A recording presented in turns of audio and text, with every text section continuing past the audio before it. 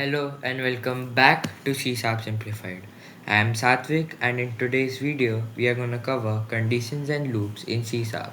Up until now our programs ran line by line.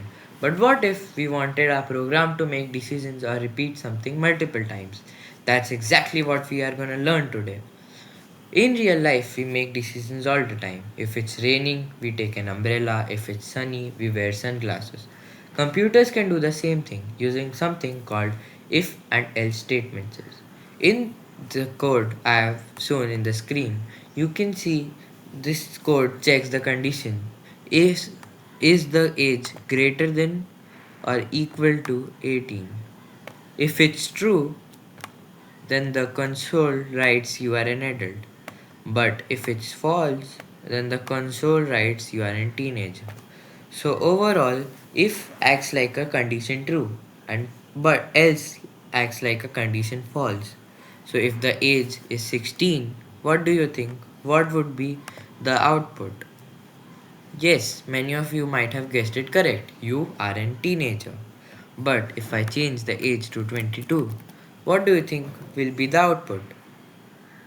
Yes, it would be you are an adult.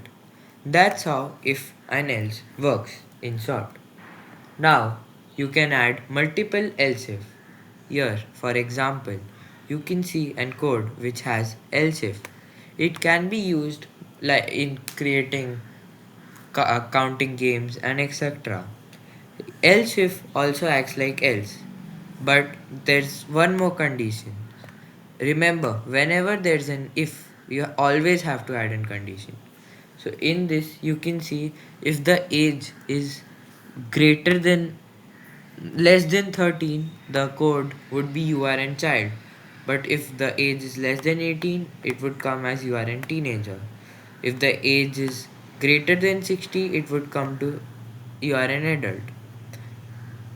Or else you are a senior citizen. Wait. Yeah. So now, if the age is 16 like before, the output would be you are a teenager. But if I change it to 25, then the output would be you are an adult.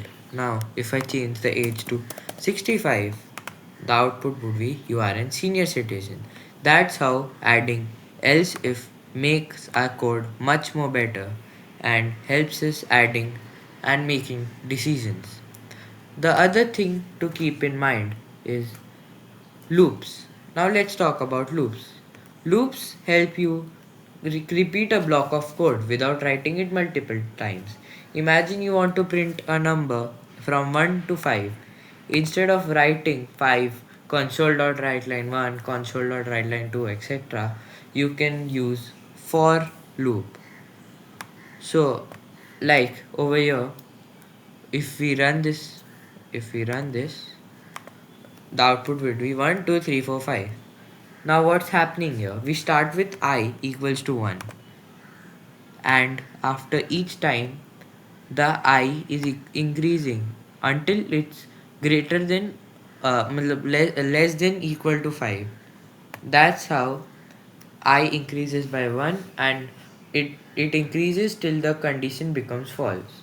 So you can see I goes to 1, then 2, then 3, and then 4, and then when it comes to 5, it stops. So that's how when we write console write line I, the output would be 1, 2, 3, 4, 5. There's another type of loop called as while loop, which keeps running as long as a condition is true. This is an example of while loop. Over here we can see the int number is 1. So while the number is greater than or less than or equal to 5, the console write line I would increase by 1 1. The loop does the same thing, prints 1 to 5, but with a different structure. While loops are great, you don't know exactly how many times something should repeat, like waiting for a correct password.